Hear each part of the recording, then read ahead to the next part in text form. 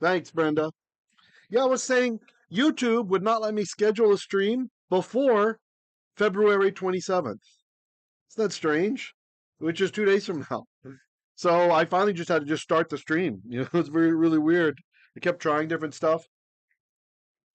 It was all grayed out. Like today was grayed out and tomorrow was grayed out. But I could schedule a stream like 2 days from now. So they're having some kind of issue. Good, good. Glad you guys are here.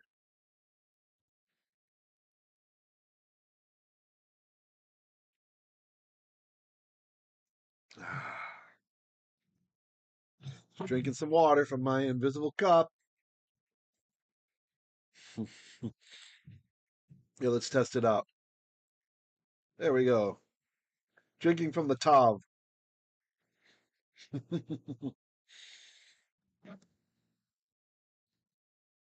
That worked. Hey, shalom, Jeff.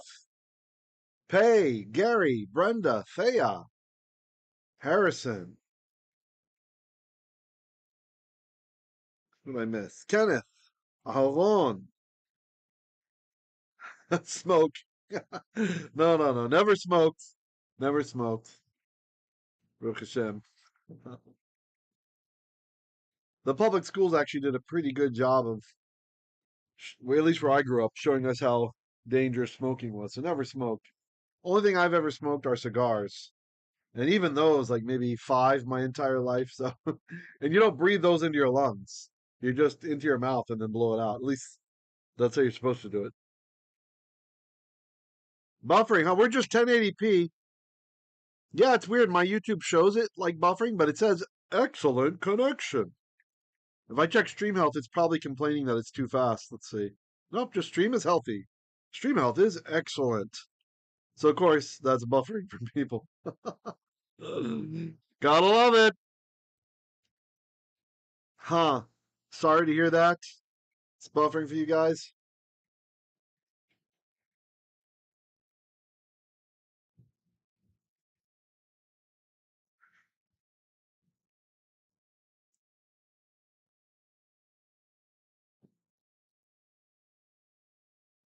Just cold water tonight with a splash of lemon concentrate.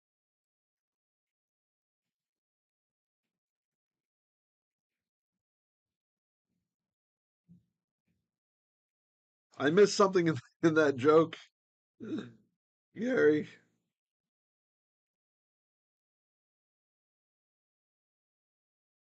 All right. Okay, it's good for Harrison, not buffering by him. Hey, Raphael's here. Zine Yut. Great. Zine. Okay, so we are on Exodus chapter 30. Yay! Yeah, again, sorry about the strange start. YouTube would not let me schedule the stream. The earliest they would allow me to schedule was 2 days from now. This is really bizarre. February 27th. Anything before that was grayed out. It was really weird. So,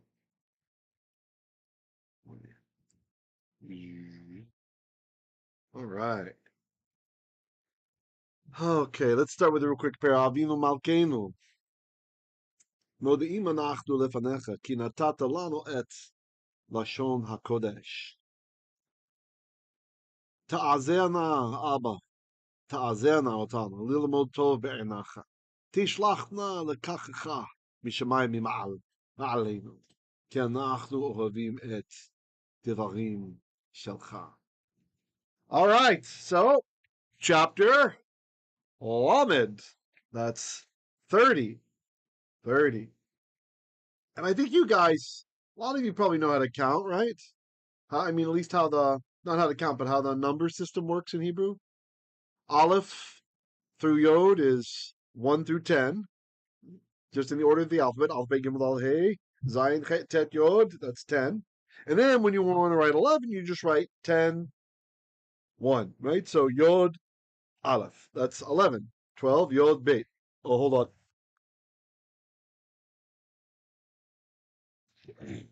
Yeah, hit the mute button in time. All right. Professional up in here, as Harrison says. Um, So Yod Beit that's 10 plus 2, 12. Yod Gimel, 10 plus 3. Yod Dalet, 10 plus 4. And then it gets weird when you get to 15 and 16 because those numbers would form nicknames or shortcuts for the name of Hashem, right? Yod and Hey, well, we know that that's at the end of like my Hebrew name, Yirmeyah, right? So we don't want to say that as a number, even though it's not his full name. We still don't want to make it that mundane.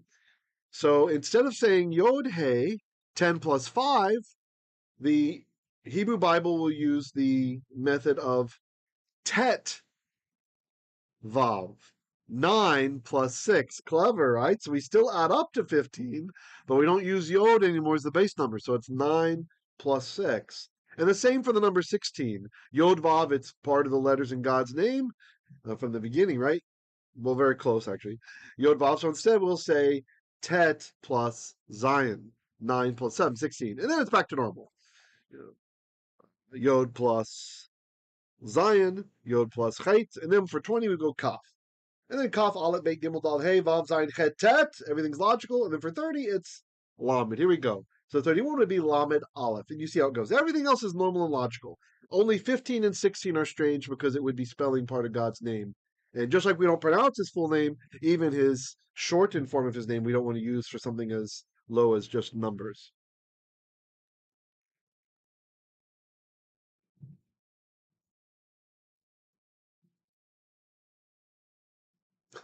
Harrison says cigarette smoke pack images are frightening in Thailand.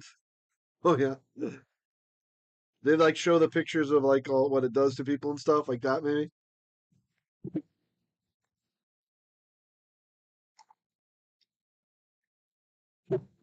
Drinking from the void, dark matter. All right, let's read. Ve'asita mizbei'ach miktar ketoret. Okay. Ve'asita. So again, it's the verb asa. Ayin seen hey. Our hey has gone away. Add it back there. Right. So the verb is the first letter is ayin, the second root letter is seen, and the third is hey. And as a lamed hey verb, it disappeared. Okay, and the ta reminds us of ata, you. So asito is did you, and then that glowing vav, that guy is our vav conversive. It changed it. Asita. So you shall make. So you shall make or do mizbach. Pardon me, mizbei'ach miktar ketoret. I accidentally read mizbei'ach as if it was in construct, right? Like altar of, but that's not what it says. When it's in construct, mizbei'ach changes to mizbach. That's why I read it that way. I was understanding it without really reading, just kind of glanced the consonants. And, sorry about that. Mizbei'ach. So you shall make mizbei'ach, an altar. Full stop. Okay, not the way I was reading it. Well, the way I was reading is altar of. You shall make an altar. What kind of altar shall we make? Miktar ketoret. Miktar. The root is kuf tet resh, which is like making smoke, smoking, like we're talking about smoking. Like here, smoking of ketoret. So this is a noun from the same root. So ketoret is smokiness or like smoke incense, right? Like usually it's used in the context of ketoret samim, right? It's like short for this phrase. Ketoret is like smokiness of samim, of spices. Okay, so we'll just say incense. So the asita mizbeach. So you shall make a mizbeach, an altar, miktar, smoking of ketoret, of incense smoke. Okay. Yeah, Raphael got it. Incense, exactly. Okay. Okay, continuing. Atzei shitim, taaseh oto. Atzei. So the word is eitz, ayin sadi, which is tree or wood. And this is really cool to know this. Like, when you know that in Hebrew, the word for tree is the same word for wood, right? We don't need a different word for it. We know it's from a tree, right? So like you're building a house. Hey, pass me some tree. I need to, and it's already shaved down. It's already wood, right? But it's the same in Hebrew. It's just one word. So when you know this, this is an example of how it's good to know biblical Hebrew before you learn Jewish Greek, so-called Koine Greek, right? The Greek Mosaic writings. I remember I was watching one time or listening while I was doing stuff. I like to listen to debates to kind of sharpen positions and stuff. And I was listening to a debate between Dr. James White, who's a pretty well-known Greek scholar, and some imam, some Muslim imam, right? They're debating about like I don't know the nature of God or something like that, right? And the imam decides to go on the attack, and he's trying to show that there are errors in the Gospels.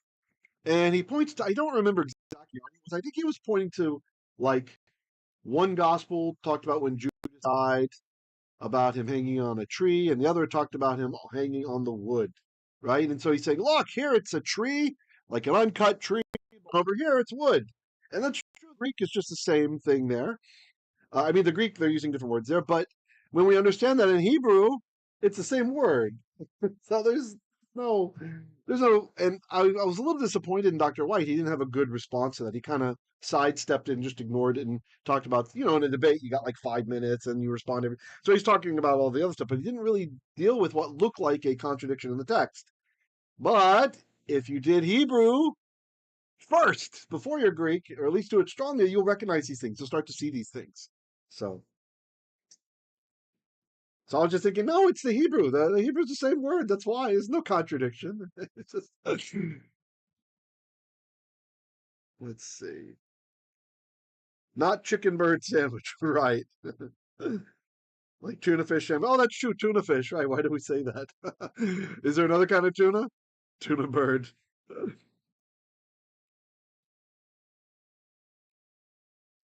Fu Manchu says James White's Koine Greek sounds horrible. He's actually really strong in Greek in general, right? But it's not from the approach that we take here, right? It's not from the approach of it's a Jewish dialect of Greek, right? It's Jews who are speaking and Jews who are writing it, influenced by Hebrew, right? Just like Yiddish is German that's influenced by Hebrew, just like Ladino is Spanish that's influenced by Hebrew, just like Judeo-Arabic is Arabic that's influenced by Hebrew, right? So it's a special dialect. And he learned it more in the classical Christian way of just, hey, all you need is Greek to understand Greek. You don't need to understand the Hebrew words and stuff like that that are underlying and kind of under, which is unfortunate. But he's good at it from that perspective, right? So he's not having to look up words or something like this. But it's just unfortunate that the divorce that a lot of Christian denominations have made from the Jewish roots of the faith have kind of caused these traditions over the centuries to, yeah, to happen. Yeah. So I like the guy. I like listening to his debates and stuff. He's very clever. You know, Mishnah Vot 4 says we should learn from everyone. The last person can learn from everyone.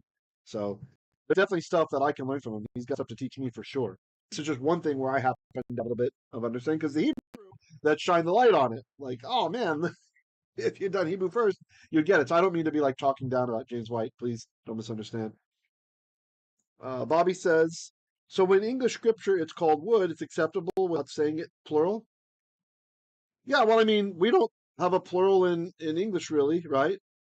Wood is wood, right? We don't say woods, right? Pass me some woods. Yeah, I think that's what you're asking, right? Yeah, absolutely. Also, like in Hebrew, mayim, water, it's only in a plural, but we don't have to say waters in English if it doesn't make sense, right? Etc. So you want to nuance the word so it makes sense to the people in the language that they speak, of course. Yeah, I hope I answered your question, Bobby. Let me know if I understood you right. Okay. Raphael says James White is like a Greek primacist. I don't think he considered. That's a good point. That's a good, but my understanding is, yeah, I think that, for example, Paul's letters are probably mostly written in Greek first, right? So, but it's with this Jewish understanding of the language, right? I think that's where we get lost. Yeah, I think you're right. I think he is a Greek primacist, but I'd be interested to hear if he really feels that way about Matthew or not. Yeah, yeah, he's not the guy you want to go to for like theology. I would just say, and like his perspectives on if Israel still matters today or anything like that. Like, be careful, Or eh, I kind of got miffed at him and stopped listening after October 7th because he was part of this. Did Israel do this to themselves crowd? And that just kind of like, yeah, okay, that's my tolerance limit. Yeah, yeah, I can't listen to you anymore. I need a break. I need a couple of years break from you before I come back. You're like hanging out with too many religion of peace guys. Bobby says, so it's Jewish Greek. Yes, sir. Yeah, yeah, yes, yes. Yeah, I get your question. Yeah, absolutely. Yep.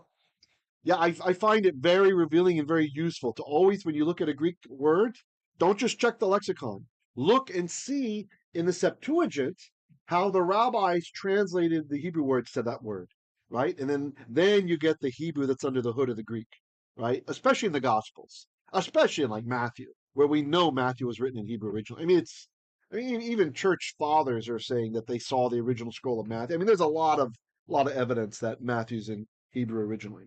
So, as well as all the synoptics, right? Despite how good Luke's Greek is and all this stuff. So, all right, so let's continue. It's even like this, like Filipino English. They have their own flavor of English, right? Even the people here are totally fluent in English. They use words differently than we would use them in the United States or people would use them in Britain.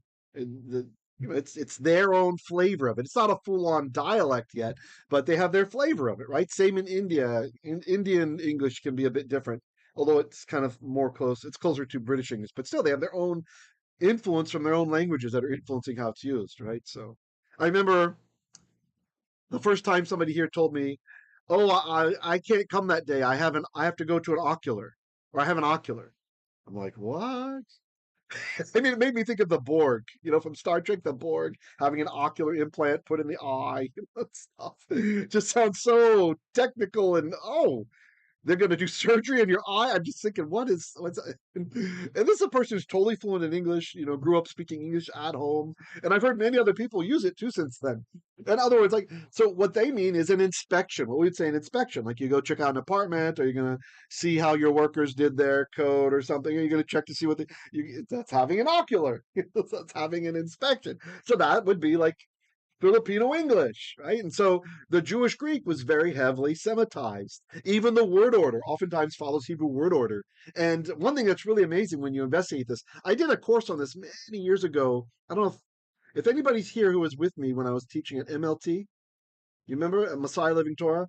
If you remember, I used to give this lecture when we had seminars called the Hebrew behind the Greek, right? And I would show, for example, in biblical Hebrew, all of you guys are familiar by now. Look at the very first verse. Ve asita. We start with ve, right? We have the vav, and you shall make, right away. So common in biblical Hebrew, so common.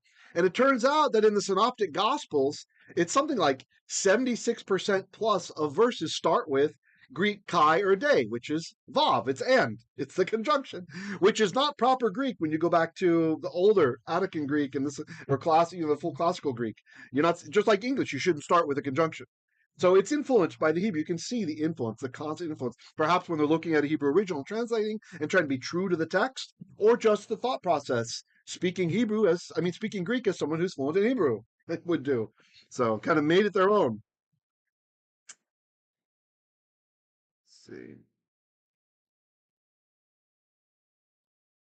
Betty points out that in English, the word woods refers to a group of trees. That's true. Right, right. Like the woods, the forest, right? Something like this. Gary says the Hebrew Greek equivalent of Spanglish. Right, exactly, exactly. That's why I brought up like Yiddish. Yiddish today, it's its own language in its own right. But when it was just getting started 1,000 years ago, it was basically Pidgin German, right? It's Pidgin German from 1,000 years ago, written with Hebrew letters and using maybe 10% Hebrew vocabulary, and also from some other places where Jews were at, like using some Polish words and other Slavic words, this kind of stuff, right? That's what Yiddish is. And now it's its own language. It's different enough, distinct enough. So, but it's just like this Jewish Greek. Jewish Greek, it's true. It's part of the greater Koine Greek family, right?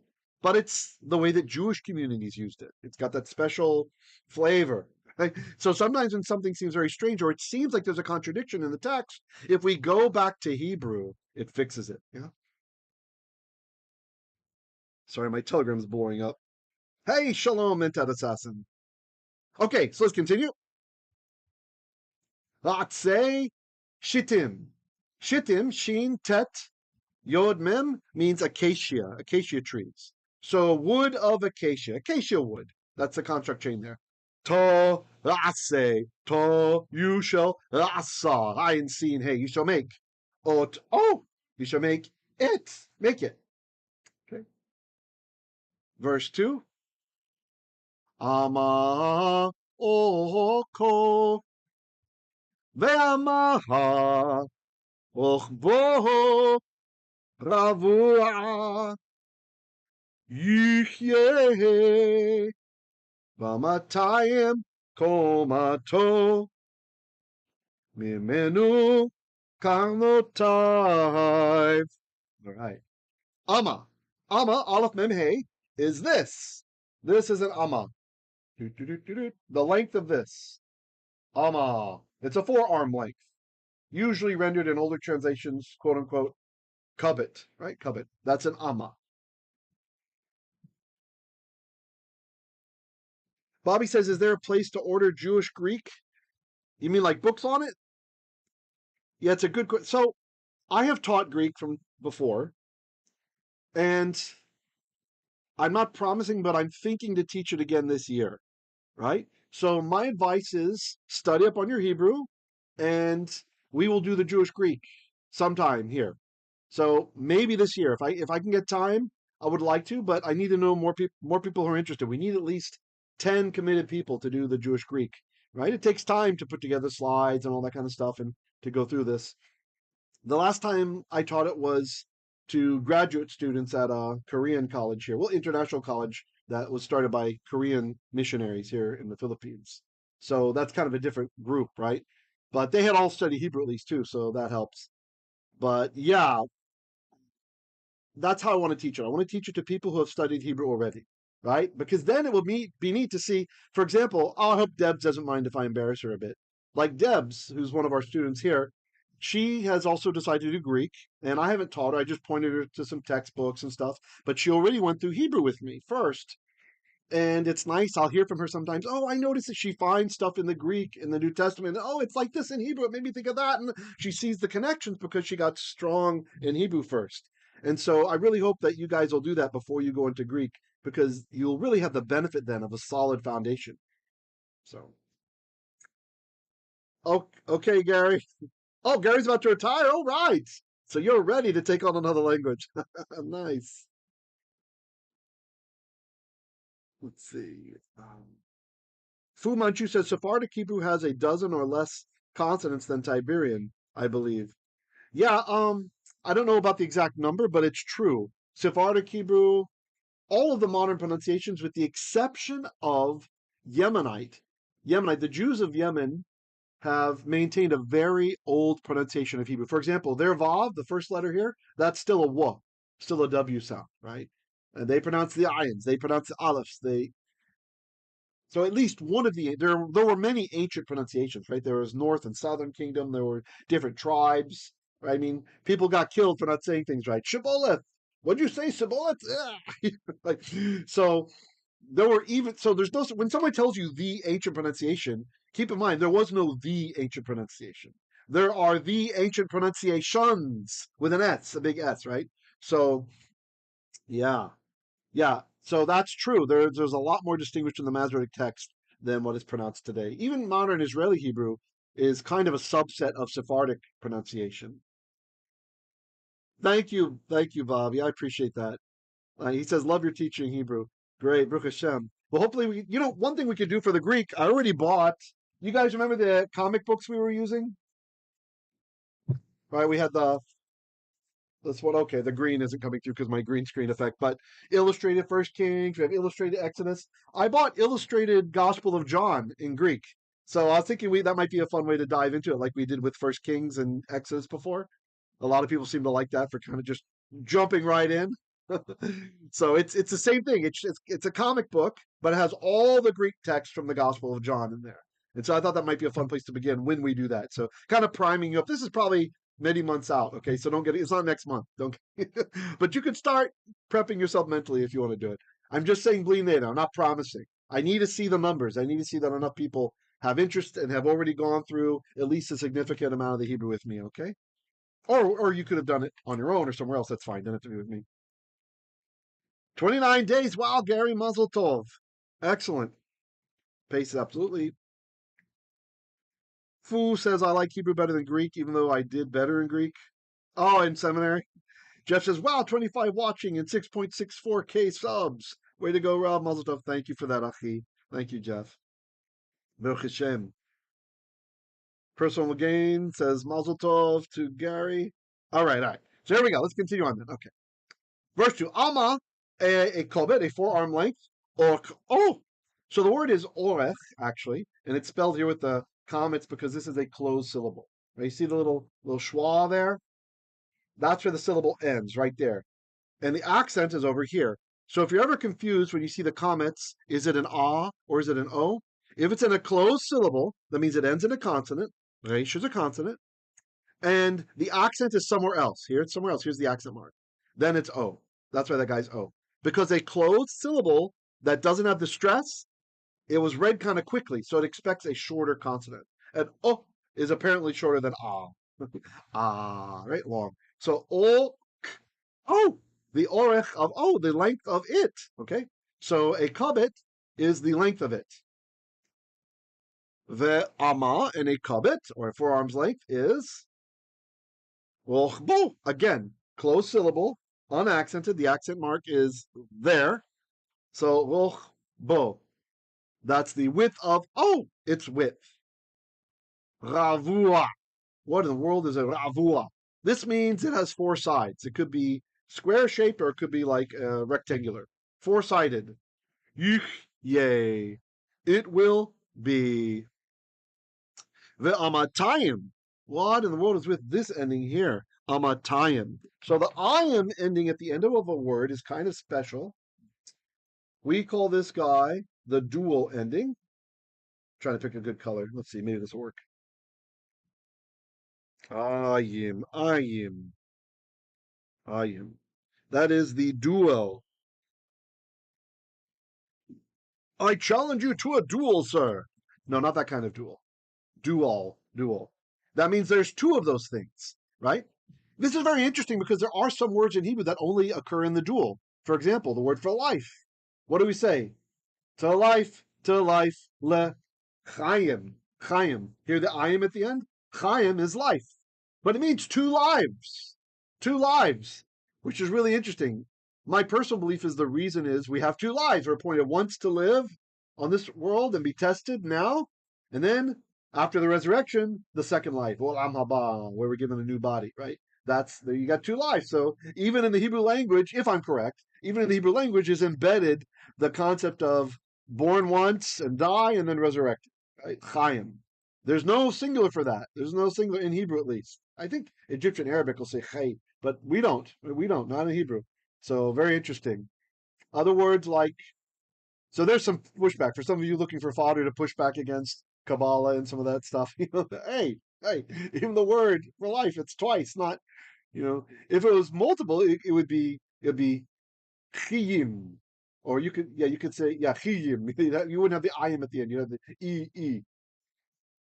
Or just chay, singular, right? Life, it's life. Other words are mayim, water. For some reason, it's only in the plural. Or heaven, shamayim.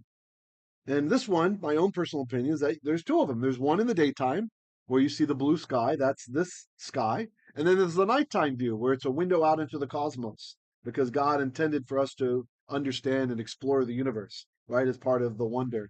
It's like he made a beautiful play box for his children. So that's why Shemayim, I think so. Although Rashi says because Sham, Mayim, up there is water, right? So anyway, there's difference of opinions. That's just my own.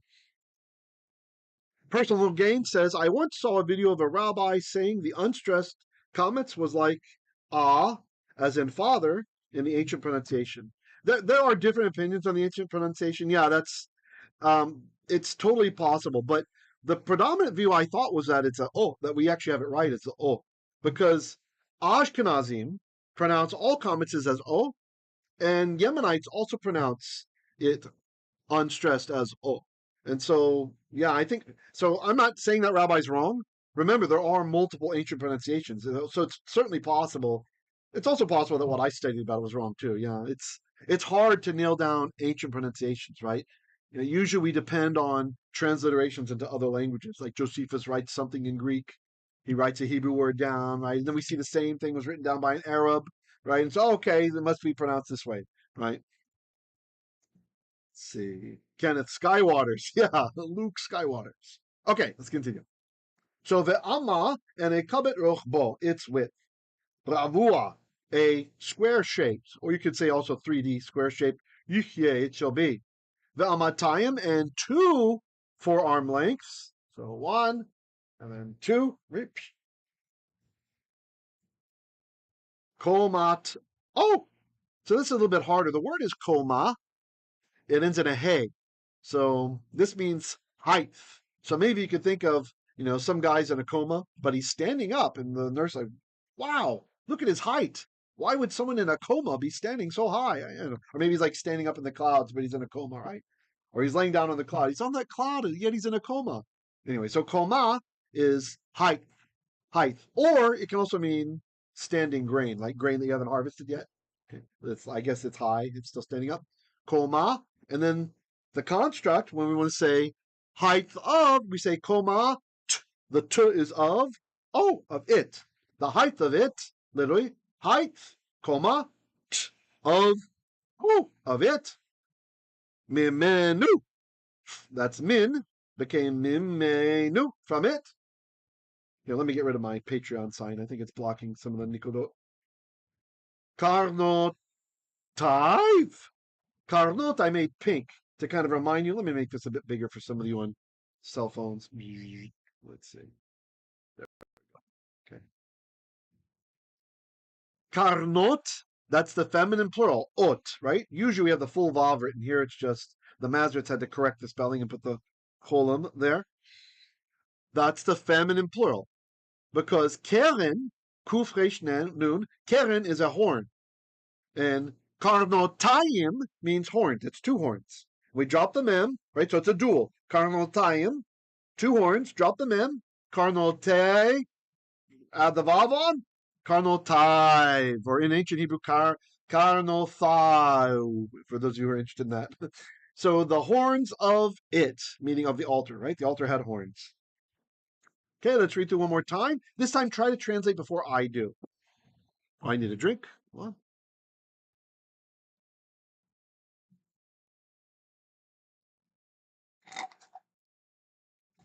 Sorry for the slurp sound there. All right, here we go. Translate before I do.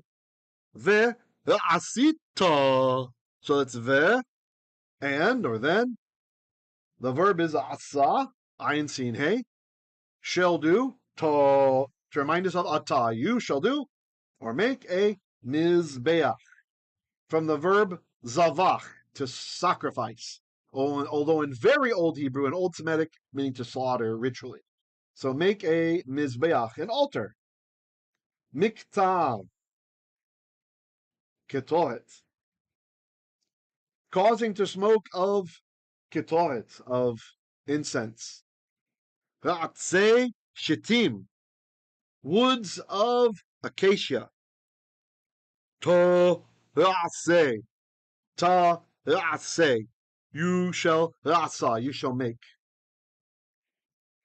To it. And actually, to clean up our translation a little bit, I've told you guys before, and you don't have to remember this, it's okay, but I'm just gonna kind of put it in there. Maybe we'll use yellow. When you have a verb and you precede the verb with some kind of noun, have a construct chain, right? I circled it in yellow. I know that's not our official color. Usually we'd say a construct chain is aqua. Okay. The noun we expect to come later, right? When it comes first, usually what the syntax of the Hebrew is telling you is that thing is going to help the verb to do what it's supposed to do. So by means of that thing. So a better translation than what I said in my kind of caveman style just now is with. I'm going to add the word with or by means of atzei shitim, acacia wood, taaseh, you shall make it or him. You see, by means of it. And for those of you who do care about the grammatical terms, you can learn more on this by searching for Hebrew accusative of means, or you can search for instrumental usage Hebrew, right? Something like that. If you care. If it bothers you, don't. Who cares? Just recognize the pattern. We're reading the Bible. We're not writing it, right? So as long as you can understand that those things happen and you recognize the pattern, good enough. I know some people are like, I've got limited memory here, okay? So, by the way, if you're new to the channel and you're just learning to read Hebrew, don't worry about the names of the alphabet, of the letters, right? Just get the sounds. Get to when you see the one letter that makes a B sound, you go buh. I don't care if you know that it's called bait. That will come over time as you study anyway. So if you have trouble memorizing things and you have a limited memory slot, you don't want to get a malak error for Gary. Then what you need to do is just worry about the sound. So when you see those words, you can make the sounds and read. That's what matters, not knowing the names of the letters. Same with knowing these grammatical terms, the fancy terms. If they help you, great. If you just like to know it, no problem. But if it's taking up some of that space and you have a limited amount, then just recognize the pattern. When we have the noun coming before the verb and it's not the subject of the verb, then usually this is telling us by means of this thing, the verb is going to do its stuff. Okay? So by means of woods of shitim, taaseh, you shall make, make him. Him being the mizbei'ach, the altar. Comma chameleon. Yes, I got the reference. It's a catchy. I always thought he was saying karma chameleon. And before that, I thought he was saying come on, like come here, chameleon. Here comes and goes. Yeah, it's a fragmentation, right? Before the days of garbage collectors, us older guys had to deal with that kind of stuff. I used to do real time embedded, right? So Malak was always a problem. You know, a limited amount of hardware, and I mean memory, whatever thing you're building. You know, little. Well, we'll stop building something. Okay, verse 2. Amah, aleph mem hey. What is that? Try to remember before I tell you. A forearm length, a cubit, this is the orech, the aleph resh kav. If you're just listening, the length of him. Again, the him refers back to mizbei'ach, altar. Ve'amah, and an amah, roch, the rochev, that's the width of him, the mizbei'ach. Ravua, four-sided. Yihyeh, he shall be. He, the altar. The altar is a he. Ve'amatayim, and this is the dual ending, the ayim ending. So, like, here's a yad. This is yadayim. Here's an ayin. These are aynayim. This is an ozen. These are oznayim. You kind of get how it works? Regel, I would pick my foot up, but I think I'll fall out of the chair if I do that. Not that flexible. Raglayim, 2 feet, right? You get the idea. So amatayim are 2 amahs. What happened is, in ancient Hebrew, the word wasn't amah. Almost all of these verbs that end in a hey, nouns that end in a hey, these words, these things that end in hey, that are feminine, they used to end in the th sound, the tav. So an amah was an amath. And so whenever you put an ending on it, those words, the reason that the hey becomes a tav is they're reverting back to their ancient ending, right? The whole reason amath, A-M-A-T-H, became amah is it's kind of hard to say words with a th at the end that's not vocalized. You're not using your voice box. Amath. And so people got lazy. Amath became amah. You see why that happened? But amatayim was never hard to say. Or amathayim. No one's going to change amathayim to amahayim or amahayim, right? So that's why it reverts back to that ancient form. It's that it never lost the form to begin with. Okay. If that was a little much, don't worry. That's just for those who like that kind of stuff. And 2 amahs shall be koma. See, the koma in ancient Hebrew was already komath. So when you put the suffix on, it's just going back to the ancient ending, the way it was before Bible times. Komath, oh, right? Because this was the language of Abel, right? Abraham's ancestor. The whole reason why we are called Hebrews is because we're descendants from Abel, not because we crossed over like some people like to teach. It's a nice Remes teaching and stuff, but that's not the meaning of the reason for the Hebrews being called Hebrews. We're called Hebrews because we're from Abel. We're from Heber, basically. Okay. Okay. Mimenu, from from it, from him. Karnotaiv. The keren is one horn. Karnotayim are two horns. We drop them in. Karnotai or karnotay, two horns of it, its horns. So two cubits are its height. Coming from it are karnotaiv, or will be karnotaiv, its horns. Hey, Sean, yeah, yes, see, yeah, in see. Well, first in Ada, I used to do Ada.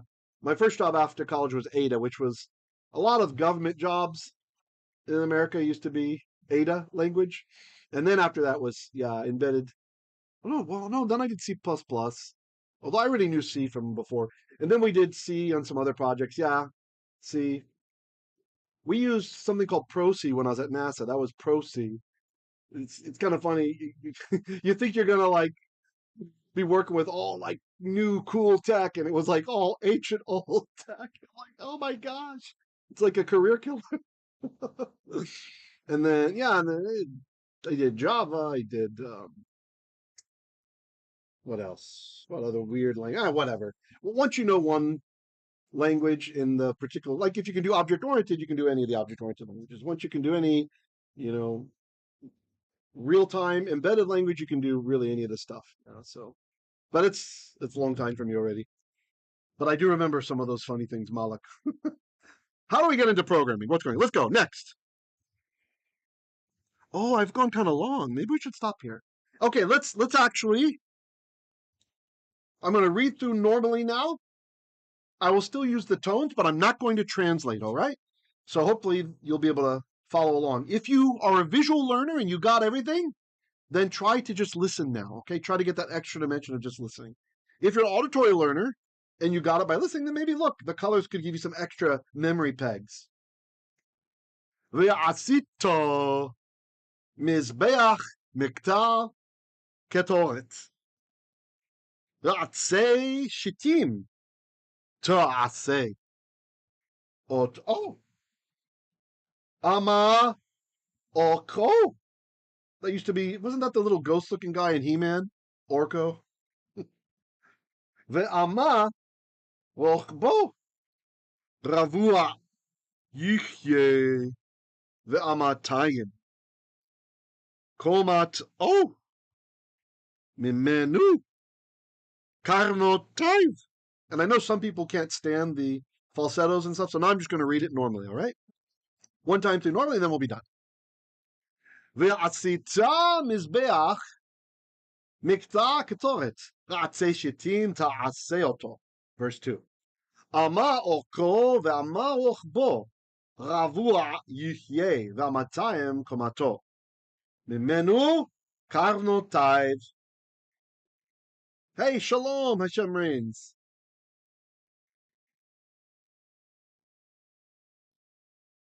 That's true. Gary says knowing multiple programming languages helps with learning. Oh yeah, Pascal. Remember in college I did stuff in Pascal. That's this engineering research opportunity. I was doing 3D rotations with matrices in Pascal, so the professor could demonstrate in vector algebra, or well, in what's it called? I can't think of the term. So that when you would multiply a vector by a matrix or various matrices that did transformations for rotations, if you do it in a certain order, you end up with the object being somewhere in space. And then if you just reverse the order out, you can get it back to where it was. It's kind of interesting. So I made this program in Pascal. You could hold down the arrow keys and rotate the stuff around in 3D, and it would kind of make it bigger when it's closer to you. So that was a long time ago. That's Pascal. Oh, of course, BASIC. Yeah. I learned to program in BASIC because my mother, we were actually quite poor by American standards. And my mother, I wanted a computer so bad. It was a long time ago, right? 70s. And my mother went to some, what do they call it? Timeshare event. And if you sit through the advertising all day long, they give you a gift. They gave us a Commodore VIC 20, which was like the low end Commodore, like below the Commodore 64. And so I hooked it up to our television, and the user manual was how to program in BASIC. Like it wasn't called that, it was just like user manual. And it like taught you BASIC. I just thought that's how everybody used computers. You put in your program in BASIC, you know. It was good for a kid. But what was sad is when it was time for bed, my mother would tell me, okay, turn off your computer. I lost my program because we didn't have a hard drive, you know, we didn't have a audio cassette. Later, my nana gave me an audio cassette recorder for my birthday, so I was able to record on audio cassette the programs. You know, so it took like 15 minutes to save a program. So, but yeah, before that, such a tragedy. Like, oh, I used to make these Doctor Who games where like it asked you where you want to go and you know, like, and what time will you be traveling to? And then it'd make these goofy sounds and screens are flashing, and I'd be sitting there, ah, like pretending I'm. I was 8, so you know, it might have. But Jeff says, I remember the make files. Oh, okay, yeah, yeah. On Nick's systems. Oh, Betty liked the lesson today. Okay, great. Even though we went in different tangents a little bit. Sorry about that, guys. All right. Oh, Z80 assembler. Yeah, that was more the Spectrum, right? Wasn't it? Yeah.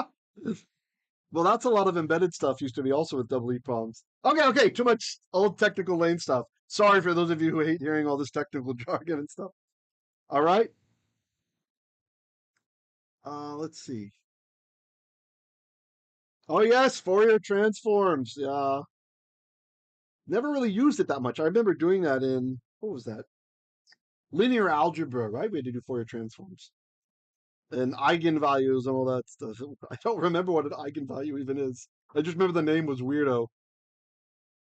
Ja, das ist ein Eigenvalue, stimmt? Ja, das gefällt es mir.